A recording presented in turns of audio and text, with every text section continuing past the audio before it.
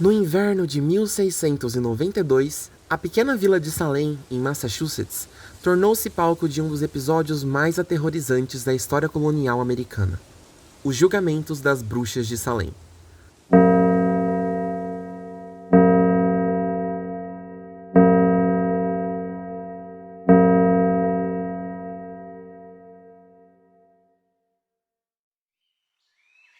O que começou com comportamentos estranhos de duas jovens, Patty Parris, de 9 anos, e Abigail Williams, de 11, rapidamente se transformou numa caça às bruxas que marcou para sempre a história do Ocidente. As meninas começaram a ter convulsões, gritos e movimentos corporais estranhos, e diziam ver espíritos. Os médicos locais, sem explicações científicas, declararam que elas estavam sob influência do maligno. A explicação? Feitiçaria.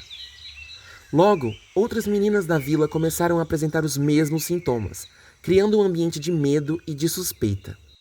As primeiras acusadas foram 3 mulheres marginalizadas da sociedade: Tituba, uma escravizada indígena caribenha; Sarah Good, uma mendiga; e Sarah Osborne, uma mulher idosa e doente que raramente frequentava a igreja. As 3 foram presas e Tituba, sob pressão, confessou ter feito um pacto com o diabo, afirmando que outras mulheres também eram bruxas. Isso bastou para acender o pavio. Entre fevereiro de 1692 e maio de 1693, mais de 200 pessoas foram acusadas de bruxaria. Destas, 20 foram executadas, 19 enforcadas e uma, Jill Corey, foi esmagada por pedras, recusando-se a se declarar culpada ou inocente.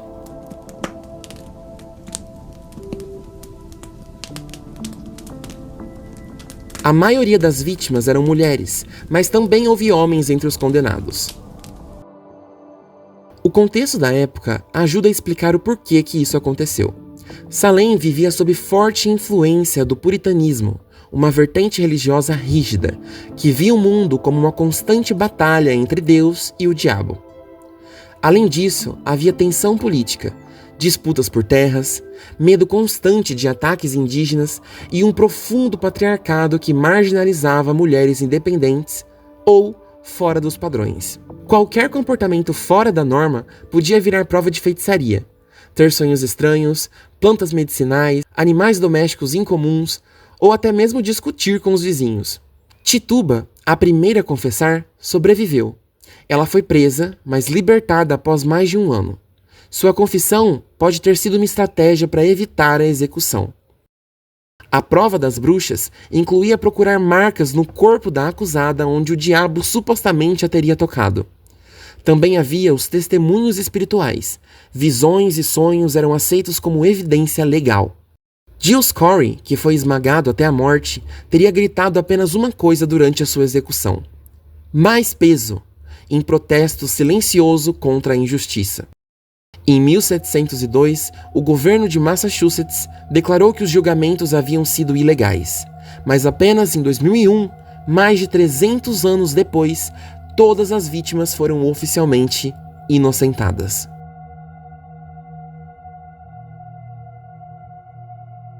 O caso das bruxas de Salem virou símbolo da histeria coletiva e da injustiça alimentada pelo medo.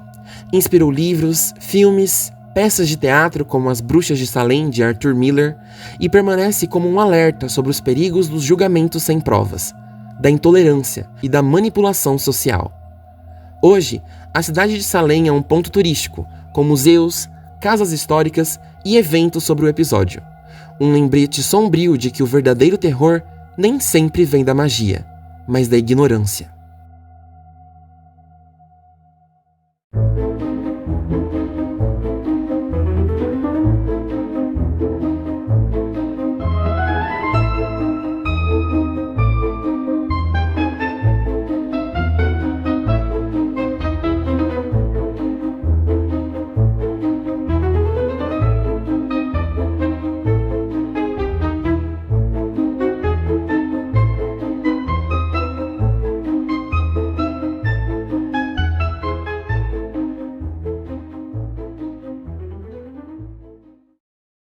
Muitos estudiosos modernos acreditam que o surto de histeria pode ter sido causado por envenenamento por ergot, um fungo que cresce em grãos de centeio e produz alucinações semelhantes ao LSD. Os sintomas das meninas, como convulsões, delírios, formigamentos e paranoia, são compatíveis com o envenenamento por esse fungo. Isso explicaria os primeiros surtos, mas não justifica os julgamentos. Durante os julgamentos, as acusadas eram interrogadas em audiências públicas, onde os sintomas das vítimas voltavam magicamente. Gritos, desmaios, declarações de que viam espíritos flutuando sobre os réus. Juízes aceitavam esses surtos como provas legítimas, algo inconcebível hoje. Alguns historiadores argumentam que as acusações também foram arma política e pessoal. Disputas por terras, invejas familiares e ressentimentos antigos eram motivadores para denunciar alguém. Basta lembrar que ao ser acusado você perdia todos os seus bens, que muitas vezes iam parar nas mãos do acusador. As vítimas mais frequentes? Mulheres viúvas, solteiras, parteiras ou que desafiavam o comportamento feminino esperado. O medo da mulher fora de controle era real. O caso de Salem, nesse sentido, também é uma metáfora histórica do controle sobre o corpo, a fala e a liberdade feminina.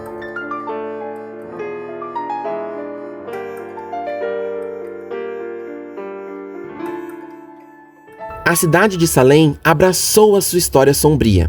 Hoje, ela é um dos destinos turísticos mais visitados nos Estados Unidos durante o Halloween. Eles possuem o Salem Witch Museum, que reconstrói os julgamentos com bonecos e dramatizações. A Witch House, que é a casa do juiz Jonathan Corwin, um dos responsáveis pelas condenações. As feiras, lojas esotéricas, tours noturnos e as bruxas modernas, muito ligadas ao movimento Wicca, que prestam homenagem às vítimas da perseguição. O caso inspirou incontáveis obras, como As Bruxas de Salem, peça de Arthur Miller, que usou o episódio como metáfora para o macartismo, perseguição política nos Estados Unidos contra comunistas. Filmes como The Crucible, As Bruxas de Eastwick, Abracadabra e séries como Sabrina e American Horror Story usam Salem como referência. Salem se tornou símbolo cultural da bruxaria ressignificada, de um crime a um arquétipo de resistência feminina e de espiritualidade alternativa.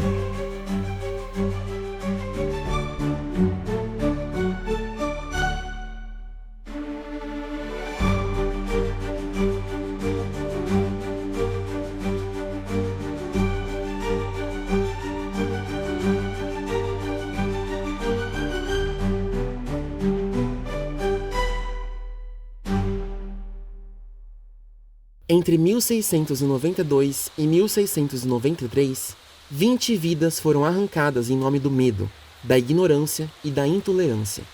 Não eram bruxas, eram mães, pais, filhas, esposas, trabalhadores e sonhadores. Cada nome carrega uma história injustamente silenciada. Hoje, seus nomes não são mais lembrados como hereges ou bruxos, mas como símbolos da resistência contra a injustiça. Salem não é apenas uma cidade marcada por lendas, é um lembrete eterno do que acontece quando a razão é sufocada pelo fanatismo.